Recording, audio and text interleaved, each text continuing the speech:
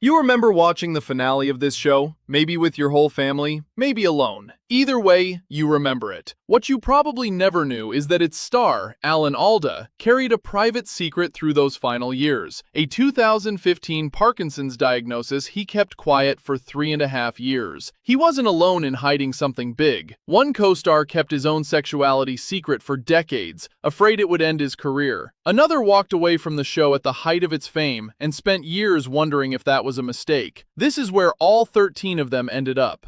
Number 1 is Loretta Swit, who played Major Margaret Hot Lips Houlihan for all 11 seasons, and whose real fight to save her character from being a joke turned out to be the role of her career. She was 34 when the show premiered, born Loretta Jane Swed in Passaic, New Jersey on November 4, 1937, to Polish immigrant parents who were far from encouraging about show business. Hot Lips arrived on screen as a one-note punchline, the butt of Hawkeye and Trapper's pranks. Loretta Swit spent 11 years quietly rewriting that joke into an actual person. Here's what most fans never clocked while it was happening. Swit personally pushed the writers to let Margaret grow, and she and Alda both celebrated the day a script finally listed her character as Margaret instead of Hot Lips. She was nominated for an Emmy every single year the show aired and won twice, in 1980 and 1982. She married actor Dennis Houlihan in 1983. The marriage ended in divorce in 1995. Off-screen, she became one of Hollywood's most committed animal welfare advocates, founding a nonprofit dedicated to the cause. She died of natural causes at her home in New York City on May 30,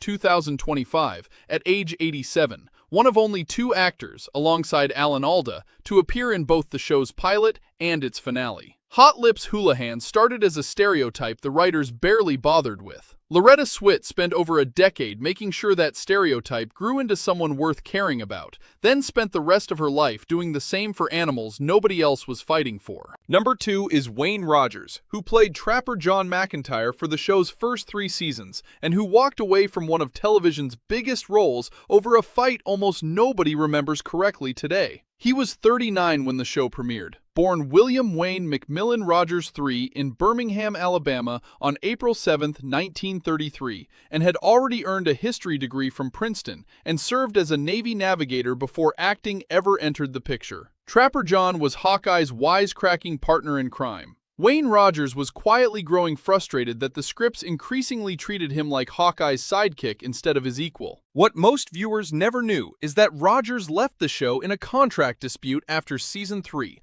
walking away at the same time as McLean Stevenson, and turned out to be the rare MASH departure who didn't need the show to keep thriving. He married Mitzi McWhorter in 1960, divorcing in 1983, then married Amy Hirsch in 1988. He rebuilt an entirely new career as a financial analyst and investor, chairing his own investment firm and later becoming a familiar face on Fox Business. He died of complications from pneumonia in Los Angeles on December 31, 2015, at age 82. Trapper John left the 4077th and was never mentioned again. Wayne Rogers left MASH and built a second fortune the show never gave him a script for. Number 3 is McLean Stevenson, who played the bumbling, warm-hearted Lieutenant Colonel Henry Blake, and whose decision to leave the role became one of the most quietly regretted choices in television history. He was 44 when the show premiered, born Edgar McLean Stevenson Jr. in Normal, Illinois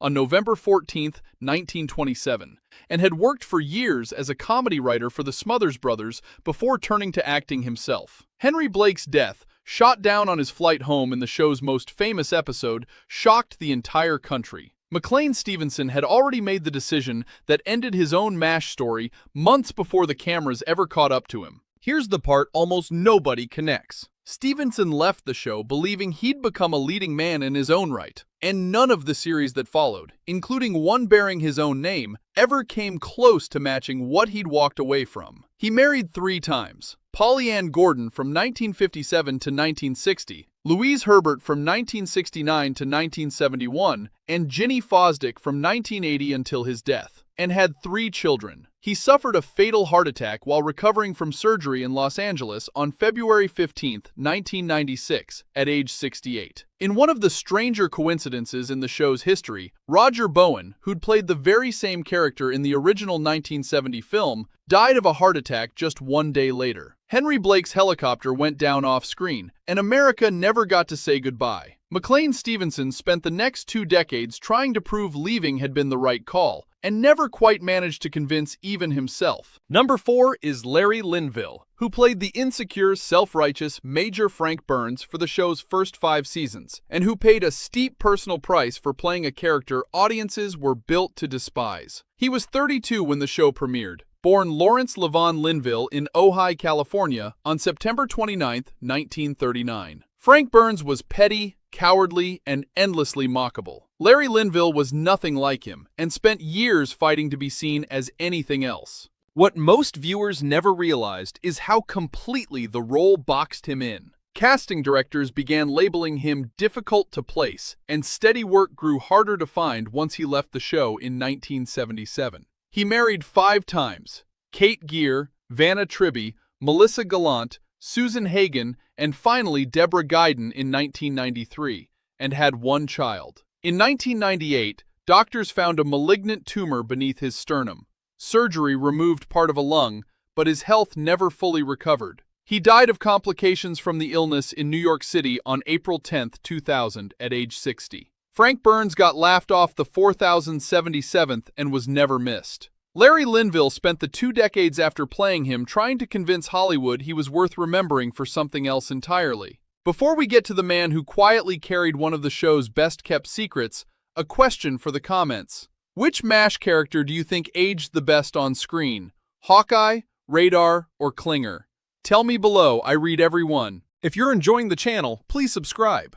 13 Lives across 5 decades takes real research to get right. Obituaries, court records, marriage records, all of it verified before a single line gets written. Your subscription is what keeps that work possible. Number 5 is David Ogden Stiers, who played the pompous, brilliant Major Charles Emerson Winchester III starting in Season 6, and who carried a secret through the entire run that he was terrified would end his career the moment anyone found out. He was 34 when he joined the cast, born in Peoria, Illinois on October 31, 1942, and had trained at Juilliard as a dramatic baritone before acting pulled him toward comedy. Winchester looked down on the entire 4077th with icy, aristocratic disdain. David Ogden Stiers spent the same years quietly certain that being honest about who he was could end everything he'd built. Here's what most fans didn't learn until years later. Stiers didn't come out publicly as gay until 2009, at 66 years old, explaining that so much of his income had come from family-friendly programming, including years of Disney voice work, that he'd feared being open would cost him everything. He'd voiced Cogsworth in Beauty and the Beast and the villain in Pocahontas, and conducted more than 70 orchestras as a respected classical conductor on the side. He never married. He was diagnosed with bladder cancer in 2017 and died at his home in Newport, Oregon on March 3, 2018, at age 75. Winchester's snobbery softened into real affection for the unit over 5 seasons. David Ogden Stiers spent decades softening his own fear into the courage to finally just be himself, with only a handful of years left to enjoy it.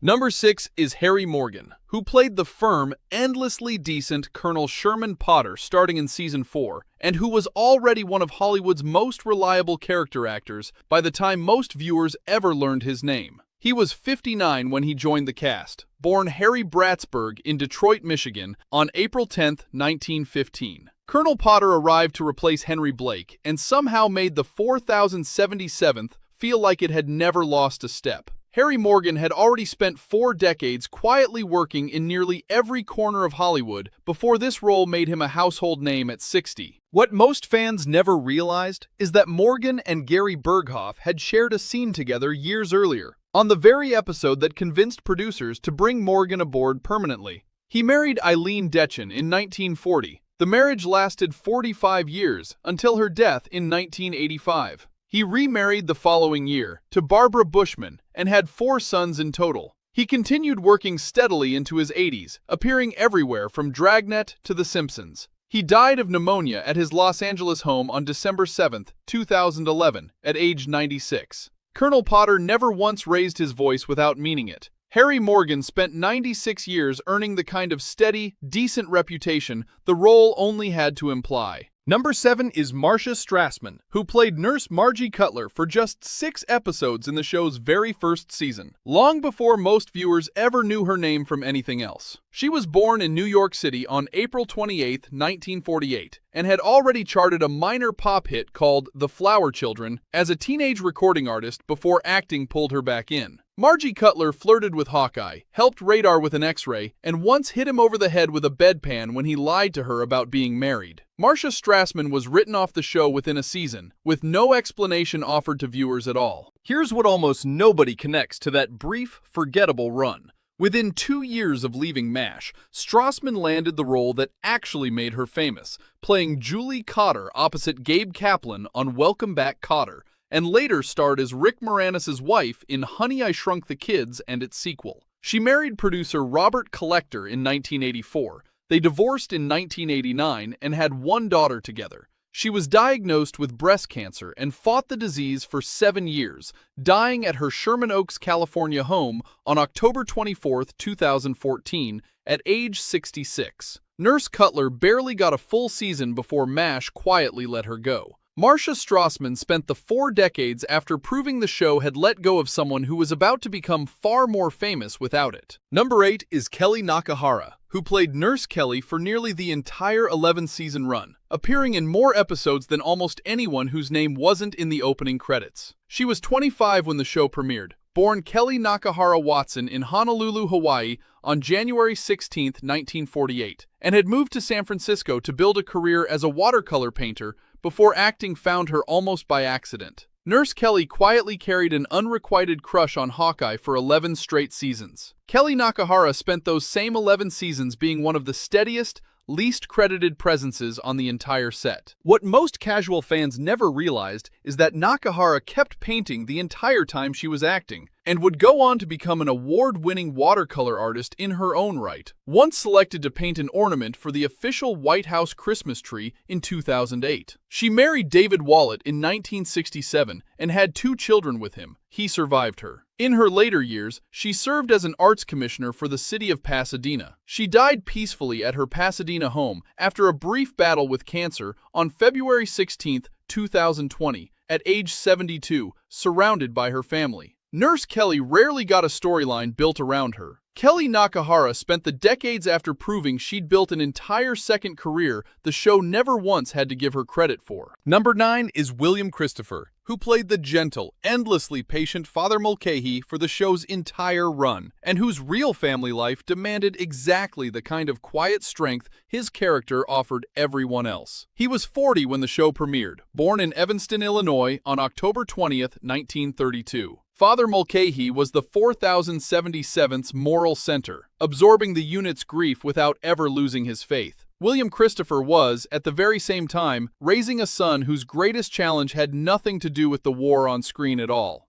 Here's what most fans never knew. Christopher and his wife Barbara adopted a son, Ned, who was later diagnosed as autistic, and the couple co-wrote a 1989 book called Mixed Blessings about raising him, becoming outspoken advocates for children with disabilities. He and Barbara married in 1957 and stayed together for the rest of his life. He was diagnosed with lung cancer in 2015 and died at his home in Pasadena, California on December 31, 2016, at age 84, exactly 1 year to the day after his former castmate Wayne Rogers had died. Father Mulcahy spent 11 seasons offering comfort to everyone else's pain. William Christopher spent his real life doing the same thing for a son the show never got to meet. Number 10 is Gary Burghoff, who played the shy, endlessly capable Corporal Radar O'Reilly for the show's first 7 seasons, and who is the only actor from the original 1970 film to also join the television series as a regular. He was 29 when the show premiered, born Gary Rich Burghoff in Bristol, Connecticut, on May 24, 1943, and was already nearly 30 when he began playing a character written as barely out of his teens. Radar sensed incoming helicopters before anyone else could hear them. Gary Burghoff, by his own account, could feel himself burning out long before the writers ever noticed. What most fans never realized is that Burghoff walked away from the show voluntarily in 1979,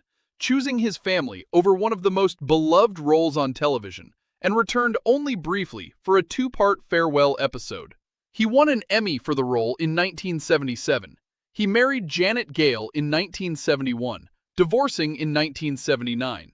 Then Elizabeth Bostrom in 1985, divorcing in 2005, and had 3 children across both marriages. He largely stepped back from mainstream acting in the years that followed, focusing instead on painting and conservation work. He is 83 today, one of only 4 original cast members still living. Radar never explained why he could hear the choppers before anyone else. Gary Burghoff never fully explained why he walked away either, and simply meant it when he did. Number 11 is Jamie Farr, who played Corporal Maxwell Klinger, and whose real Army dog tags from his own military service ended up worn on camera in nearly every episode he filmed. He was 38 when the show premiered, born Jamil Joseph Farah in Toledo, Ohio, on July 1, 1934, to Lebanese immigrant parents. Klinger wore dresses and pearls for years, scheming for a Section 8 discharge that never came. Jamie Farr had actually served in Korea himself, drafted into the Army in 1957, years after the war the show was set during had already ended. Here's what most viewers never connected. Once Klinger became company clerk following Radar's departure, Farr quietly retired the cross-dressing gag for good, later explaining he didn't want his own children teased over it at school. He married Joy Ann Richards in 1963, and the marriage has lasted more than 6 decades. In the early 1990s, he was diagnosed with severe rheumatoid arthritis, which worsened over the following decades until he began using a wheelchair. After a health scare during a live performance in 2014 led to a heart stent, he largely retired from touring. He is 92 today, one of the 4 surviving original cast members. Klinger's whole plan was built on looking crazy enough to go home. Jamie Farr built a 60-year career on looking exactly crazy enough that America never stopped inviting him back.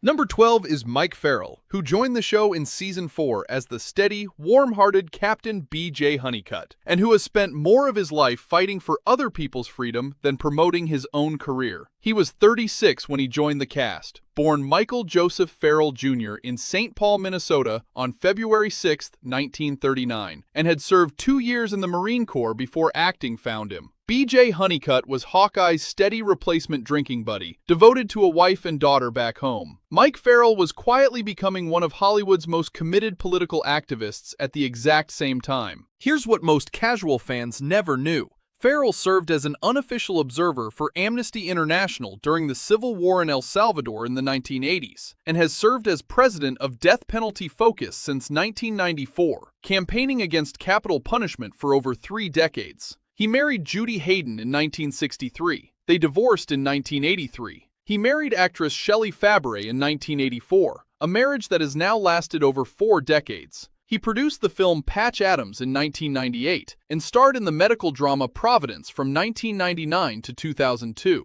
He is 87 today, one of the 4 surviving original cast members. B.J. Honeycutt just wanted to get home to his family. Mike Farrell got home, then spent the next 40 years trying to get other people's families back together too. Number 13 is the last name on this list, and the only actor who appeared in every single one of the show's 256 episodes, including its record-breaking finale. Alan Alda played Captain Benjamin Franklin Hawkeye Pierce, the show's wisecracking chief surgeon and moral conscience, for all 11 seasons. He was 36 when the show premiered, born Alfonso Joseph D'Abruzzo in the Bronx, New York, on January 28, 1936, the son of actor Robert Alda. Hawkeye used jokes to survive watching young men die on his operating table, week after week. Alan Alda was quietly building one of the most trusted reputations in American television, doing exactly the same thing. Here's what most fans have only learned recently. Alda married Arlene Weiss in 1957.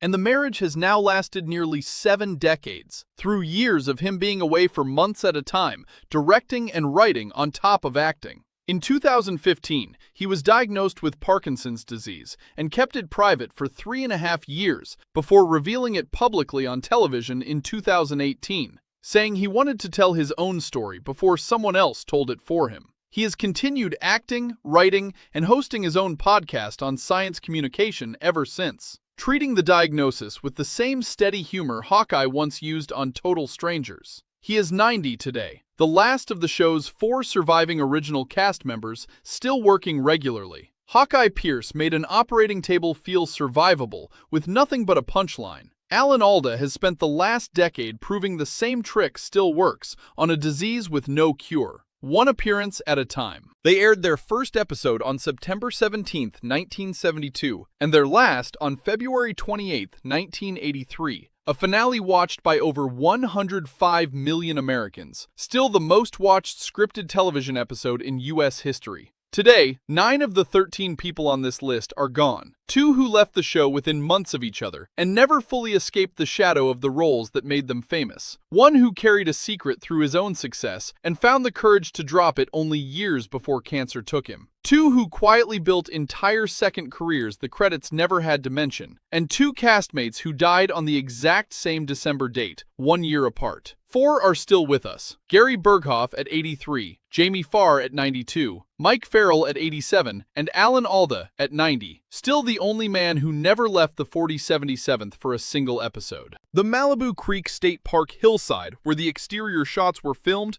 is still there today, open to hikers who walk right past the rusted Jeep left behind as a memorial. The war those 13 people spent 11 years pretending to survive was fictional. What it cost and gave the people who played it was not.